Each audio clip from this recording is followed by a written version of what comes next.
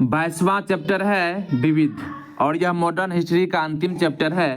पहला प्रश्न है कि 19वीं शताब्दी के अंत में इतिहास के अध्ययन ने भारत में राष्ट्रीयता की भावना पैदा करने में किस प्रकार मदद की। इसका उत्तर हो जाएगा ऑप्शन डी, उपरोक्त में से एक से अधिक। इसकी व्याख्या देखते हैं कि 19वीं शताब्दी के अंत में इतिहास के अध्ययन ने भारत में राष्ट्रीयता की भावना पैदा करने में विशेष योगदान दिया। इसके साथ ही ब्रिटिश शासन के तहत दयनीय स्थितियों और संघर्ष का आह्वान करके तथा इतिहास की पुनर्व्याख्या करके और अंग्रेजों द्वारा भारतीयों को पिछड़ा, आदिम और खुद पर शासन करने में असमर्थ के रूप में चित्रित करने के खंडन के राष्ट्रीयता की भावना का विकास किया गया।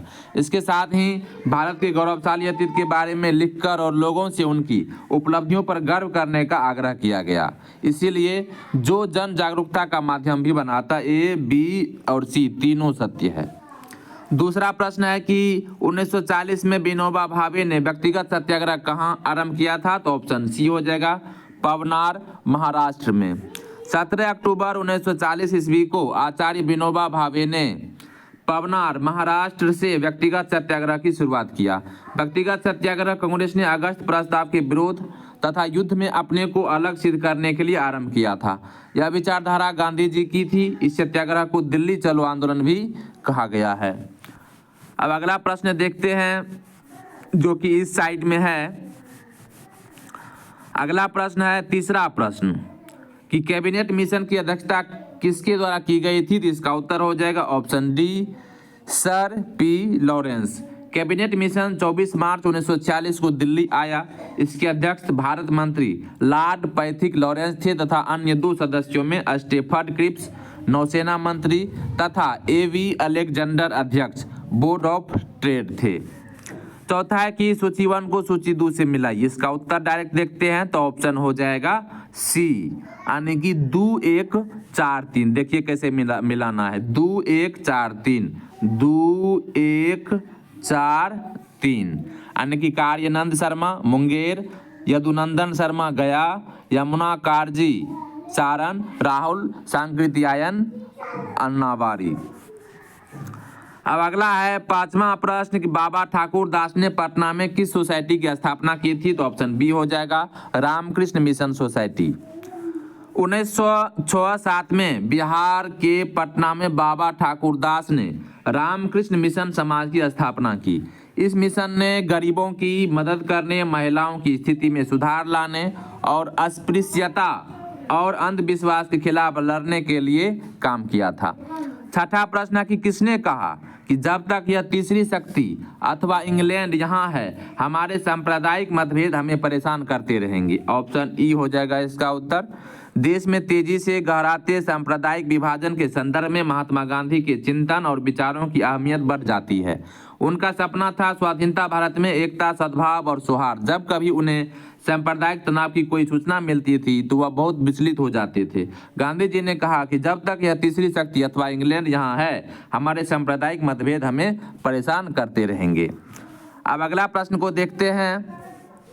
अगला प्रश्न है 7 नंबर का कि सुरेंद्र नाथ बनर्जी को सिविल सर्विसेज से किस वर्ष निलंबित किया। तो ऑप्शन बी 1874 ईस्वी में। सुरेंद्र नाथ बनर्जी को सिविल सर्विसेज से 1874 ईस्वी में निलंबित कर दिया गया। सुरेंद्र नाथ बनर्जी इतिहास में भारतीय स्वतंत्रता संग्राम सेनानी होने के कारण विख्यात हैं। इनका जन्म 10 नवंबर 1848 ईस्वी को बंगाल के एक ब्राह्मण परिवार में हुआ था। 1871 ईस्वी में इन्होंने सिविल सर्विसेज परीक्षा उत्तीर्ण की। बनर्जी को सिलहट वर्तमान बांग्लादेश में नियुक्त किया गया था, परंतु क्रियान्वयन संबंधी अनियमितताओं के आरोप में उन्हें इस पद से हटा दिया गया। कालांतर में ये भारतीय राष्ट्रीय कांग्रेस की 2 बार अध्यक्ष भी रहे थे। अगला प्रश्न 8वां कि ब्रिटिश शासनकाल में संविधान के विकास में कौन सा कानून ऐतिहासिक नहीं था। उत्तर हो जाएगा option D, protection of civil rights act 1955। British शासनकाल में संविधान के विकास में regulating act 1773, charter act 1833, government of India act 1919, government of India act 1935 आदि कानूनों ने योगदान दिया था। जबकि सिविल अधिकार संरक्षण अधिनियम 1955 भारत के स्वतंत्र होने के बाद अस्पृश्यता के प्रयोग एवं बढ़ावा देने या उससे संबंधित मामलों के कारण उत्पन्न किसी प्रकार के नियोक्ता को दंडित करने के उद्देश्य से बनाया गया था। नवा प्रश्न है कि निम्न में से कौन सी जोड़ी सही है। इसका उत्तर हो जाएगा ऑप्शन बी, CR दास को देशबंधु भी कहा जाता था। चित्तरंजन दास सुप्रसिद्ध भारतीय नेता, राजनीतिक, वकील, कवि, पत्रकार तथा भारतीय स्वतंत्रता आंदोलन के प्रमुख नेता थे। इन्हें देशबंधु की संज्ञा प्रदान किया गया था। विनोबा भावे प्रथम व्यक्तिगत सत्याग्रही थे, जबकि द्वितीय सत्याग्रही जवाहरलाल नेहरू थे और तीसरा था ब्रह्मदत्त। 10वां कि निम्न में से किस कॉलेज में गांधी जी ने पढ़ाई की थी। तो ऑप्शन ए हो जाएगा श्यामल दास कॉलेज, भावनगर। श्यामल दास कॉलेज की स्थापना 1885 में भावनगर राज्य के महाराजा तख्त सिंह जी ने अपने दीवान श्यामल दास परमानंद दास मेहता की याद में करवाई थी। इसी कॉलेज में महात्मा गांधी ने पढ़ाई की थी। अगला प्रश्न को देखते हैं। अगला प्रश्न जो कि इस साइड में है, अगला प्रश्न को देखते हैं जो कि 11 नंबर का है कि सन 1902 ईस्वी में लॉर्ड कर्जन ने 2 भारतीय सदस्यों को सम्मिलित करते हुए एक विश्वविद्यालय आयोग गठित किया। वे कौन थे। इसका उत्तर ऑप्शन डी हो जाएगा सैयद हुसैन बिलग्रामी और न्यायमूर्ति गुरुदास बनर्जी। 1902 में लॉर्ड कर्जन ने भारतीय विश्वविद्यालयों की स्थिति का निरीक्षण करने और उनकी कार्य क्षमता में सुधार हेतु सुझाव देने के लिए एक आयोग की नियुक्ति की। आयोग के सुझावों के आधार पर 1904 में भारतीय विश्वविद्यालय अधिनियम पारित किया गया। इस अधिनियम के द्वारा विश्वविद्यालयों में सरकारी नियंत्रण बढ़ा दिया गया। इसके 2 भारतीय सदस्य सैयद हुसैन बिलग्रामी और न्यायमूर्ति गुरुदास बनर्जी थे। 12वां प्रश्न है कि मदरलैंड को किसने प्रकाशित किया था। इसका उत्तर हो जाएगा ऑप्शन सी, मजहरुल हक ने। मदरलैंड नामक समाचार पत्र का प्रकाशन मौलाना मजहरुल हक ने किया था। 13वां प्रश्न है कि 1920 के मध्य में हिंदुस्तानी सेवा दल की शुरुआत किसने की थी। ऑप्शन सी हो जाएगा NS हार्डिकर ने। 1 जनवरी 1924 में NS हार्डिकर के नेतृत्व में हिंदुस्तानी सेवा दल का गठन हुआ। यह भारतीय राष्ट्रीय कांग्रेस का जमीनी संगठन है। 14वां की बम्बई योजना में प्रस्ताव था। तो ऑप्शन ई हो जाएगा। बॉम्बे प्लान एक ऐसा नाम है जिसे द्वितीय विश्व युद्ध के युग में भारत की स्वतंत्रता के बाद की अर्थव्यवस्था के विकास के प्रस्तावों के लिए तैयार किया गया था। 8 प्रमुख उद्योगपतियों द्वारा 1944 में इस योजना की रूपरेखा प्रस्तुत की गई थी। इस योजना के तहत 15 वर्षीय पूंजीवादी योजना पेश किया गया था। इस योजना को उद्योगपतियों के द्वारा तैयार करने के कारण उद्योगपति योजना भी कहा जाता है। 15वां प्रश्न है कि जमशेदपुर लेबर एसोसिएशन का स्थापना 1920 में किसने की थी। तो ऑप्शन ए हो जाएगा SN हल्दर ने। अब इसकी व्याख्या देखते हैं जो कि साइड में है कि जमशेदपुर लेबर एसोसिएशन का स्थापना 1920 में SN हल्दर ने किया गया था। 16वां है कि हिंदू पेट्रियाट का संपादक कौन था। तो ऑप्शन ए हो जाएगा हरिश्चंद्र मुखर्जी। हिंदू पेट्रियाट कोलकाता से प्रकाशित एक अंग्रेजी साप्ताहिक अखबार था। यह अंग्रेजों की दमनकारी नीतियों का जमकर विरोध करता था। इसके संपादक हरिश्चंद्र मुखर्जी थे। इन्होंने बंगाल के नील किसानों की समस्याओं और उनके दुख दर्द को अपने अखबार के माध्यम से उजागर किया था। 7वां प्रश्न की जिम्मरमैन योजना से संबंधित व्यक्ति था। तो ऑप्शन डी हो जाएगा उपयुक्त में से सभी, यानी कि लाला हरदयाल भी थे, भूपेंद्रनाथ दत्त भी थे और वीरेंद्रनाथ चट्टोपाध्याय भी थे। लाला हरदयाल, भूपेंद्रनाथ दत्त, वीरेंद्रनाथ चट्टोपाध्याय व अन्य ने मिलकर 1915 में जिम्मरमैन योजना के तहत Berlin committee for Indian independence की स्थापना की। क्रांतिकारियों का उद्देश्य भारतीयों के द्वारा भारत में रहकर क्रांतिकारी गतिविधियों को संचालित करने हेतु प्रेरित करना था तथा भारत को आजाद करना था। 18वां है कि निम्न कथनों में से कौन सा कथन सही है। इसका उत्तर हो जाएगा ऑप्शन ए 1, 4 और 5 कथन सही है। 1, 4 और 5 कथन सही है। 1 भी सही है, 4 भी सही है और 5 भी सही है। 1 में कि लाइक अली निजाम के एग्जीक्यूटिव काउंसिल के प्रेसिडेंट थे। चौथा है शाहनवाज भुट्टो जूनागढ़ स्टेट के आखिरी दीवान थे। 5वां कि KM मुंशी को भारत सरकार ने हैदराबाद में अपने एजेंट के रूप में नियुक्त किया था। ये सभी सही हैं। हैदराबाद के खिलाफ ऑपरेशन पोलो 13 सितंबर 1948 को लेकर 17 सितंबर 1948 तक चला था। कश्मीर राज्य के महाराजा हरि सिंह ने इंस्ट्रूमेंट ऑफ एक्सेशन पर हस्ताक्षर 26 अक्टूबर 1947 को किया था। अतः स्पष्ट है कि कथन 2 और 3 सही नहीं है, से सभी जो है सही है। 19वां है कि राष्ट्रीय स्वयंसेवक संघ RSS का प्रधान कार्यालय कहाँ स्थित है। इसका उत्तर ऑप्शन डी हो जाएगा, नागपुर में स्थित है। राष्ट्रीय स्वयंसेवक संघ भारत का एक हिंदू राष्ट्रवादी स्वयंसेवक संगठन है। इसका मुख्यालय नागपुर महाराष्ट्र में स्थित है। इसकी स्थापना 27 दिसंबर 1925 को विजयदशमी के दिन हुई थी। यह भारतीय जनता पार्टी का पैतृक संगठन माना जाता है। यह राष्ट्रीय स्वयंसेवक संघ की अपेक्षा संघ या RSS के नाम से अधिक प्रसिद्ध है। अब अगला प्रश्न को देखते हैं जो कि इस साइड में है। अगला प्रश्न है 21 नंबर का 20 नंबर का है कि स्वतंत्र भारत का पहला राष्ट्रपति कौन था? तो option B Rajendra Prasad. Doctor Rajendra Prasad स्वतंत्र भारत के प्रथम राष्ट्रपति थे। वे स्वतंत्रता संग्राम सेनानी भी थे। वे एकमात्र राष्ट्रपति थे जो कि 2 बार राष्ट्रपति थे। ये 26 जनवरी 1950 से 13 मई 1962 तक भारत के राष्ट्रपति रहे थे। 21वां की अर्थशास्त्र की हस्तलिखित प्रति की खोज की थी? ऑप्शन बी हो जाएगा श्याम शास्त्री ने। अर्थशास्त्र की हस्तलिखित प्रति की खोज डॉक्टर श्याम शास्त्री ने की। इन्होंने ही सर्वप्रथम 1909 ईस्वी में से प्रकाशित करवाया। इस पुस्तक में 15 अधिकरण भाग, 180 प्रकरण उपभाग तथा 6000 श्लोक हैं। यह ग्रंथ अन्य पुरुषों की शैली में लिखा गया है। 22वां इतिहास अतीत एवं वर्तमान के बीच अनंत वार्ता है। यह किसने कहा था? तो ऑप्शन ए हो जाएगा E.H. कार ने। इतिहास अतीत एवं वर्तमान के बीच अनंत वार्ता है, यह कथन E.H. कार ने कहा था। 23वां की भारत की पहली सूती कपड़े की मिल संस्थापक कौन था? इसका उत्तर हो जाएगा ऑप्शन ए कावासजी नानाजी दाभार। भारत में पहली सूती कपड़े की मिल का कारखाना मुंबई में पारसी कावासजी नानाजी दाभार ने 1854 ईस्वी में स्थापित किया था। 19वीं शताब्दी के मध्य में आधुनिक सूती कपड़ा उद्योग का इतिहास प्रारंभ होता है। स्थानीय पूंजी इस उद्योग का आधार था। अगला प्रश्न है 24वां कि मुसलमान यदि खुश और संतुष्ट है तो भारत में ब्रिटिश शक्ति का महत्तम बचाव होगा। यह किसने कहा था? तो ऑप्शन सी हो जाएगा W. हंटर ने। मुसलमान यदि खुश और संतुष्ट है तो भारत में ब्रिटिश शक्ति का महत्तम बचाव होगा। उपरोक्त विचार को W. हंटर ने अपनी पुस्तक द इंडियन मुसलमान में लिखा था। महारानी विक्टोरिया ने भारतीय प्रशासन को ब्रिटिश ताज के नियंत्रण में लेने की घोषणा कब की थी? इसका उत्तर ऑप्शन ए हो जाएगा 1 नवंबर 1858 ईस्वी को। महारानी विक्टोरिया ने भारतीय प्रशासन को ब्रिटिश ताज के नियंत्रण में लेने की घोषणा 1 नवंबर 1858 को की थी। इलाहाबाद में लगे दरबार में लॉर्ड कैनिंग ने कहा, उद्घोषणा में भारत में कंपनी के शासन को समाप्त कर भारत का शासन सीधे क्राउन के अधीन कर दिया गया है।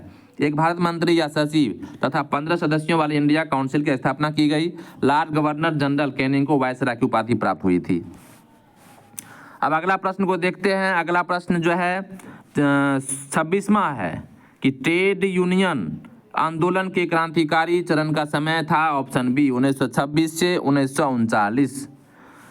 ट्रेड यूनियन आंदोलन का क्रांतिकारी चरण 1926 से 1939 तक माना जा सकता है। यद्यपि 1920 में M.N. जोशी, जोसेफ बैप्टिस्टा तथा लाला लाजपत राय के प्रयासों से Akhil Bharatiya trade Union Congress की स्थापना हुई। 1926 में ट्रेड यूनियन एक्ट पारित हुआ। उसके बाद मजदूर आंदोलन में काफी तेजी आई। यद्यपि सविनय अवज्ञा आंदोलन के समय कांग्रेस ने नारा दिया कि मजदूर और किसान कांग्रेस के हाथ पांव हैं, फिर भी 1930 से 36 के बीच मजदूर आंदोलन में थोड़ी कमजोरी आई। लेकिन 1937 में प्रांतीय सरकारों के गठन के बाद मजदूर आंदोलन फिर से काफी सक्रिय हुआ। 27वां की बलदेव सहाय ने महाधिवक्ता के पद से त्यागपत्र कब दिया? ऑप्शन ए हो जाएगा 1942 ईस्वी में। 9 अगस्त 1942 में जब भारत छोड़ो आंदोलन शुरू हुआ तब अंग्रेजों ने काफी बर्बर तरीके से जनता के ऊपर कार्रवाई की। बड़े नेताओं को गिरफ्तार कर लिया गया। इसी के विरोध स्वरूप बिहार के महाधिवक्ता बलदेव सहाय ने त्यागपत्र 1942 दे दिया था। 28वां है कि राजनीतिक सुधारों को लेकर विरोध करने वाले पहले भारतीय कौन थे? तो ऑप्शन डी हो जाएगा बाल गंगाधर तिलक। लोकमान्य के उपनाम से प्रसिद्ध बाल गंगाधर तिलक महान स्वतंत्रता सेनानी जिन्होंने राष्ट्रवादी भावनाओं को बहुत अधिक प्रोत्साहन दिया। वे राष्ट्रीय आंदोलन के प्रथम नेता थे जिसने जनसाधारण के साथ निकट संबंध स्थापित किए। इस अर्थ में उन्हें गांधी जी का अग्रगामी माना जा सकता है। वे समाज सुधार के कार्य में ब्रिटिश हस्तक्षेप के प्रबल विरोधी थे। 29वां के अंग्रेजी शासन काल में भारत का कौन सा क्षेत्र अफीम उत्पादन हेतु प्रसिद्ध था? ऑप्शन ए हो जाएगा बिहार। अंग्रेजी शासन काल में अफीम उत्पादन के लिए बिहार क्षेत्र विशेष प्रसिद्ध था। 30वां की शारदा मणि कौन थी? तो उत्तर हो जाएगा ऑप्शन बी रामकृष्ण परमहंस की पत्नी थी शारदा मणि। शारदा मणि रामकृष्ण परमहंस की पत्नी का नाम था। विवेकानंद रामकृष्ण परमहंस के शिष्य थे। विवेकानंद ने कर्मयोग, राजयोग, भक्ति योग तथा प्रेम योग नामक पुस्तक की रचना की थी। अब अगला देखते हैं। अगला प्रश्न जो कि इस साइड में है, अगला प्रश्न को देखते हैं। अगला प्रश्न है 31 नंबर का कि किसने कहा था कि कांग्रेस आंदोलन ना तो लोगों द्वारा प्रेरित था, ना ही यह उनके द्वारा सोचा गया या योजनाबद्ध किया गया था? तो ऑप्शन बी हो जाएगा सर सैयद अहमद ने ऐसा कहा था। सर सैयद अहमद खान ने 1888 में कहा था कि कांग्रेस आंदोलन ना तो जनता द्वारा प्रेरित था और ना ही उनके द्वारा सोचा गया या योजनाबद्ध किया गया था। 32वां है कि निम्न उद्योगपतियों में से कौन से व्यक्ति लंबे समय तक AIC के खजांची रहे तथा 1930 में जेल भी गए? उत्तर ऑप्शन बी हो जाएगा जमना लाल बजाज। सेठ जमनालाल बजाज ने 30 वर्ष की अवस्था में भारतीय राष्ट्रीय कांग्रेस में भाग लिया था। भारत के प्रति ब्रिटिश सरकार की नीति के विरोध में इन्होंने राय बहादुर की उपाधि त्याग दी। ये कांग्रेस के कोषाध्यक्ष पद पर 1920 से 42 तक रहे थे। गांधी सेवा संघ के संस्थापक रहे। कांग्रेस के नागपुर अधिवेशन में स्वागत समिति अध्यक्ष के रूप में बहुमूल्य कार्य किया। ग्रामीण उद्योगों तथा हथकरघा वस्त्र के विकास में इनकी गहन रुचि थी। 33वां की बम्बई में अखिल भारतीय व्यापार संघ कांग्रेस AITUC की स्थापना कब हुई थी? तो ऑप्शन ए हो जाएगा 1920 ईस्वी में। अंतर्राष्ट्रीय सम सम्मेलनों में प्रतिनिधित्व के उद्देश्य से अखिल भारतीय व्यापार संघ कांग्रेस AITUC की स्थापना 1920 में की गई थी। इसका पहला सम्मेलन 31 अक्टूबर 1920 को बम्बई में लाला लाजपत राय की अध्यक्षता में हुआ था। MN जोशी भारतीय व्यापार संघ कांग्रेस के प्रतिनिधि के रूप में अंतर्राष्ट्रीय संघ संगठन में भेजे गए थे। 34वां की निष्क्रिय विरोध के सिद्धांत का प्रतिपादन किसने किया? तो ऑप्शन डी हो जाएगा अरविंद घोष ने। निष्क्रिय विरोध के सिद्धांत का प्रतिपादन अरविंद घोष ने किया था। अरविंद घोष एक कायस्थ कुल से थे। उन्होंने 1890 में ICS की परीक्षा उत्तीर्ण की थी, लेकिन घुड़सवारी की परीक्षा में फेल हो गए थे। वे 1906 से 1910 तक क्रांतिकारी नेता रहे। उन्होंने युगांतकारी नामक पत्रिका भी निकाली थी। महात्मा गांधी गुजरात के एक वैश्य परिवार के थे। उन्होंने अपनी पढ़ाई इंग्लैंड में पूरी किया। वे सत्य एवं अहिंसा की पुजारी होने के साथ ही भारतीय स्वतंत्रता संग्राम में प्रमुख भूमिका निभाई थी। तिलक महाराष्ट्र के चित्पावन ब्राह्मण थे। उन्होंने केसरी, मराठी तथा मराठा अंग्रेजी पत्रिकाओं का प्रकाशन किया था। तिलक स्वराज मेरा जन्मसिद्ध अधिकार है जैसे नारे भी दिए थे। बिपिन चंद्रपाल एक बंगाली कायस्थ कुल से थे।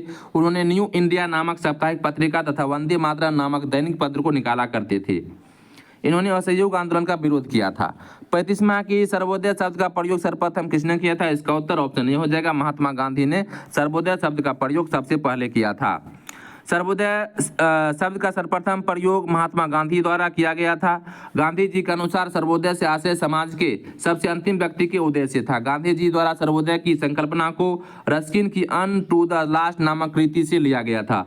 समाजवाद क्यों नामक पुस्तक जयप्रकाश नारायण के द्वारा, जबकि भारत की खोज जवाहरलाल नेहरू द्वारा लिखी गई है।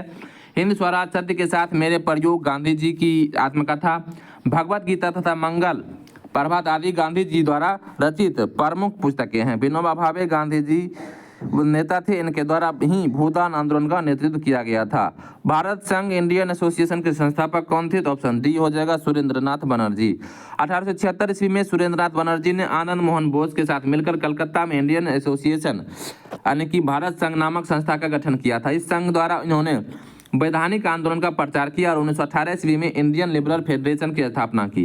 उन्होंने बंगाली नामक समाचार पत्र भी निकाला। बाल गंगाधर तिलक ने अपने मित्र आगरकर की सहायता से मराठा अंग्रेजी में और केसरी मराठी में 2 पत्र निकाले। उन्होंने महाराष्ट्र में शिवाजी उत्सव और गणपति उत्सव मनाने की प्रथा जारी की थी। 1908 में तिलक ने मांडले बर्मा जेल में गीता रहस्य तथा Arctic home in the Vedas नामक पुस्तकें लिखी। तिलक ने 1916 में होम रूल लीग की स्थापना की। श्री A.O. ह्यूम ने दिसंबर 1850 ईस्वी में भारतीय राष्ट्रीय कांग्रेस की स्थापना में मुख्य भूमिका निभाई थी। अगला प्रश्न है 37वां कि 7 दिसंबर 1942 को श्री योगेंद्र शुक्ल कहाँ लाए गए? Option C Patna. जयप्रकाश नारायण के साथ 9 नवंबर 1942 को हजारीबाग जेल से भागने के उपरांत योगेंद्र शुक्ल मुजफ्फरपुर में गिरफ्तार कर लिए गए। 7 दिसंबर 1942 को योगेंद्र शुक्ला पटना लाए गए और उन्हें बक्सर जेल भेज दिया गया था। 38वां की 1856 ईस्वी में निम्नलिखित कानून पारित हुआ? तो ऑप्शन हो जाएगा इसका उत्तर ऑप्शन सी यानी कि 3 और 4। तीसरा हिंदू विधवा पुनर्विवाह कानून, चौथा राज हड़पने का सिद्धांत। धार्मिक और सुविधा कानून का निर्माण 1850 ईस्वी में किया गया। इसमें यह व्यवस्था की गई कि धर्म परिवर्तन करने भी किसी हिंदू की उसकी पैतृक जायदाद से बेदखल नहीं किया जा सकता। इससे उच्च वर्गीय हिंदुओं की ईसाई बनने पर उत्पन्न होने वाली कठिनाई दूर हो गई। सती निषेध अधिनियम 1829 ईस्वी के 17 अधिनियम के रूप में पारित किया गया था। हिंदू विधवा पुनर्विवाह अधिनियम 1856 ईस्वी में पारित हुआ तथा राज हड़पने का सिद्धांत 1848 में व्याख्यापित किया गया था। अब अगला प्रश्न को देखते हैं। अगला प्रश्न 39 नंबर का कि कम्युनिस्ट इंटरनेशनल का सदस्य बनने के पहले भारतीय कौन थे? तो ऑप्शन ए हो जाएगा M.N. राय। M.N. राय कम्युनिस्ट इंटरनेशनल के पहले भारतीय सदस्य थे जिन्होंने लेनिन के समय मिलकर उपनिवेशों के प्रति कम्युनिस्ट इंटरनेशनल की नीति तैयार की। राय के नेतृत्व में 7 भारतीयों ने मिलकर अक्टूबर 1920 में ताशकंद में भारतीय कम्युनिस्ट पार्टी की स्थापना की। सारे देश में समाजवादी और कम्युनिस्टों के कुछ दल अस्तित्व में आए। बॉम्बे में श्रीपाद अमृत डांगे ने गांधी और लेनिन नामक पर्चा प्रकाशित किया तथा पहले समाजवादी साप्ताहिक दी सोशलिस्ट की शुरुआत की। मुजफ्फर अहमद ने बंगाल में नवयुग निकाला तथा बाद में कवि काजी नजरुल इस्लाम के सहयोग से बंगाल नामक पत्र की स्थापना की। 40वां की इंडियन अनरेस्ट का लेखक कौन था? तो ऑप्शन डी हो जाएगा, वैलेंटाइन सिरोल। इंडियन अनरेस्ट का लेखक वैलेंटाइन सिरोल था। इसने अपनी पुस्तक में तिलक को भारतीय शांति का जन्मदाता की संज्ञा दी है। दादा भाई नौरोजी ने poverty and un British rule in India, Annie Besant ने न्यू इंडिया, लाला लाजपत राय ने यंग इंडिया, हैप्पी इंडिया पुस्तक का प्रकाशन किया। 41वां के उस क्षेत्र की पहचान करें जहां यूरोप वासियों की सर्वोत्तम सोरा और अफीम प्राप्त होती थी। ऑप्शन ए हो जाएगा, बिहार से। यूरोप वासियों को सर्वोत्तम अफीम और सोरा की प्राप्ति बिहार से होती थी। सोरा का उत्पादन बंगाल में प्रचुर मात्रा में होता था। यहाँ पर व्यापार करने वाले यूरोपीय में मुख्य रूप से पुर्तगाली, डच, अंग्रेज और फ्रांसीसी थे। 42वां की भारत में कागज का प्रयोग कब से प्रारंभ हुआ? तो ऑप्शन ए हो जाएगा, 12वीं शताब्दी से। कागज के आविष्कार का श्रेय चीन के काई लून नामक व्यक्ति को है, जिसने ईसा के प्रारंभिक वर्षों में आविष्कार किया। भारत में कागज का प्रयोग 12वीं सदी में प्रारंभ माना जाता है। भारत में उपलब्ध कागज पर लिखी गई सबसे प्राचीन संस्कृति पुस्तक पंचरत्न है। नेपाल से प्राप्त 1105 ईस्वी की यह हस्तलिपि वर्तमान में कोलकाता के आशुतोष संग्रहालय में सुरक्षित है। भारत में विशेषकर पश्चिम भारत में कागज निर्माण की जानकारी अरबों के जरिए पहुंची। ईसा की 8वीं शताब्दी ईरान खुसरानी कागज भारत में पहुंचा और कई सदियों तक आयात किया जाता रहा। 43वां की सर स्टेफन क्रिप्स दिल्ली कब पहुंचे थे? तो ऑप्शन बी हो जाएगा, 23 मार्च 1942 को दिल्ली पहुंचे थे। द्वितीय विश्व युद्ध में मित्र राष्ट्रों की कमजोर हो रही स्थिति के कारण भारत का सहयोग प्राप्त करने के लिए ब्रिटेन ने क्रिप्स मिशन को भारत भेजा। 23 मार्च 1942 को क्रिप्स मिशन दिल्ली पहुंचा था। 44वां की किसकी कानून समस्या के समाधान है तो महात्मा गांधी को 1893 में दक्षिण अफ्रीका बुलाया गया था? तो ऑप्शन डी हो जाएगा, गुजरात के दादा अब्दुल्ला। 1893 ईस्वी में गांधी जी को गुजरात के दादा अब्दुल्ला, जो दक्षिण अफ्रीका में रहते थे, अपने एक मुकदमे के सिलसिले में गांधी जी को दक्षिण अफ्रीका बुलाया। 45वां की स्वतंत्र, समानता और भ्रातृत्व और प्रेरणा कहां से आई थी? तो ऑप्शन बी, फ्रेंच क्रांति से आई थी। फ्रांस की क्रांति 1889 से 1799 फ्रांसीसी इतिहास की एक महत्वपूर्ण घटना थी। इस क्रांति ने फ्रांस में गणतंत्र की स्थापना की तथा स्वतंत्रता, समानता और भ्रातृत्व का नारा दिया था। पुणे की यरवदा केंद्रीय जेल महाराष्ट्र की सबसे बड़ी जेल है। इसकी स्थापना ब्रिटिश द्वारा निम्नलिखित में से किस वर्ष में की गई थी? तो ऑप्शन सी हो जाएगा, 1871 ईस्वी में। पुणे की यरवदा केंद्रीय जेल स्थापना ब्रिटिश सरकार द्वारा 1871 ईस्वी में की गई थी। भारतीय स्वतंत्रता संग्राम के दौरान कई प्रसिद्ध हस्तियों जैसे महात्मा गांधी को इस कारागार में रखा गया था। 47वां की समाजवाद का समर्थक कौन था? 1933 में ब्रिटिश शासन देशी राज्यों, जमींदारवाद और पूंजीवाद को उखाड़ फेंकना चाहता था। ऑप्शन बी हो जाएगा, जवाहरलाल नेहरू। जवाहरलाल नेहरू समाजवाद के समर्थक थे और 1933 में ब्रिटिश शासन देशी राज्यों, जमींदारवाद और पूंजीवाद को उखाड़ फेंकना चाहते थे। ऑप्शन डी इसका। 48वां की किसने 1921 में पहली बार पूर्ण स्वतंत्रता की मांग को उठाया था? तो ऑप्शन डी, मौलाना हसरत मोहानी। प्रसिद्ध उर्दू शायर एवं कांग्रेसी नेता हसरत मोहानी ने 1921 में कांग्रेस के अहमदाबाद अधिवेशन में पहली बार पूर्ण स्वराज, कंप्लीट इंडिपेंडेंस की मांग की थी। इस अधिवेशन की अध्यक्षता अजमल खान ने की थी। अगला प्रश्न वो देखते हैं जो कि इस साइड में है। अगला प्रश्न है 49 नंबर का कि सुमेलित कीजिए। तो ऑप्शन सी इसका जो है राइट उत्तर है, यानी कि 2 4 1 3 2 4 1 3, यानी कि बारदोली का गुजरात, चौरी चौरा घटना उत्तर प्रदेश में, यरवदा जेल महाराष्ट्र में है और नोआखली आंदोलन पश्चिम बंगाल में है, नोआखली। अगला प्रश्न है 50वां कि सन 1932 में निम्नलिखित में से एक आदेश पारित करके अखिल भारतीय कांग्रेस समिति को गैर कानूनी करार दिया गया। वह आदेश क्या था? तो वह आदेश था ऑप्शन ए, गैर कानूनी संघ अध्यादेश। 4 जनवरी 1932 को गैर कानूनी संघ अध्यादेश के तहत कांग्रेस तथा उसके सहयोगी संगठनों को अवैध घोषित करके उनके भवन, कार्यालय तथा संपत्ति पर कब्जा कर लिया गया था। प्रदर्शनकारियों पर लाठियां और गोलियां बरसाई गई। सामूहिक जुर्माने तथा अन्य दमनात्मक कार्रवाइयों के बाद भी विदेशी सामानों का बहिष्कार एवं कर बंदी के माध्यम से आंदोलन जारी रहा। भारतीय राष्ट्रवाद के इतिहास में सविनय अवज्ञा आंदोलन दूसरा सार्वजनिक राष्ट्रीय संघर्ष था। 51 में है कि वर्ष 1940 से 50 के दौरान संविधान सभा का अध्यक्ष कौन था? तो ऑप्शन डी हो जाएगा राजेंद्र प्रसाद। प्रारंभ में सच्चिदानंद सिन्हा को संविधान सभा का अस्थायी अध्यक्ष बनाया गया, किंतु 11 दिसंबर 1946 को राजेंद्र प्रसाद को अस्थायी अध्यक्ष बनाया गया, जो 26 जनवरी 1950 तक इस पद पर बने रहे। 52 मार्च 1934 से बने बिहार सोशलिस्ट पार्टी के सचिव कौन थे? तो ऑप्शन बी हो जाएगा जयप्रकाश नारायण। बिहार सोशलिस्ट पार्टी की स्थापना 1931 में गंगा शरण सिन्हा, रामवृक्ष बेनीपुरी और रामानंद मिश्रा के द्वारा की गई थी।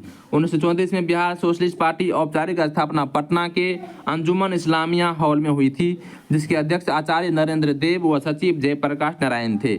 इसका तालमेल कांग्रेस सोशलिस्ट पार्टी से रहा और कांग्रेस को समाजवादी विचारों को अपनाने के लिए प्रेरित करने के लिए इसकी महत्वपूर्ण भूमिका रही थी। अब अगला प्रश्न को देखते हैं, जो कि है 53 नंबर का। All India Trade Union Congress का प्रथम अध्यक्ष कौन था? तो ऑप्शन डी हो जाएगा Lala Lajpat Rai. All India Trade Union Congress की स्थापना 1920 में बंबई में की गई थी। इसके पहले अध्यक्ष गरम दल के लाला लाजपत राय थे, जिन्होंने 31 अक्टूबर 1920 को बंबई अधिवेशन की अध्यक्षता की थी। वी गिरी भारत के चौथे राष्ट्रपति थे।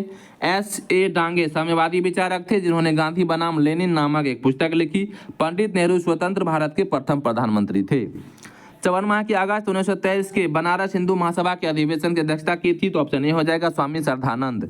हिंदू महासभा की स्थापना 23 फरवरी 1915 को हरिद्वार के कुंभ मेले में पंडित मदन मोहन मालवीय ने की थी। इसके आरंभिक वर्षों में इसके साथ राष्ट्रीय आंदोलन के उन सभी प्रमुख नेताओं का संबंध था जिन्हें साधारणतः नरमपंथी सांप्रदायिक नेता कहा जाता है। इसमें प्रमुख मदन मोहन मालवीय और लाला लाजपत राय थे। हिंदू महासभा के प्रथम अध्यक्ष महाराज माणिक चंद्र नंदी थे। 1923 ईस्वी में इसकी बैठक बनारस में हुई थी, जहां इसकी अध्यक्षता करने का श्रेय स्वामी श्रद्धानंद जी को है। स्वामी जी आर्य समाज के नेता थे। हिंदुत्ववादी नीतियों के कारण ही सांप्रदायिकवादियों ने इनकी हत्या 1925 में कर दी थी। 55 माह की बिहार में अलग प्रांत के लिए आंदोलन, जिसके परिणाम स्वरूप 1911 में बिहार एवं उड़ीसा के नए प्रांत का निर्माण हुआ, का नेतृत्व किया था ऑप्शन ए सच्चिदानंद सिन्हा ने। डॉक्टर सच्चिदानंद सिन्हा प्रसिद्ध बैरिस्टर एवं लेखक थे।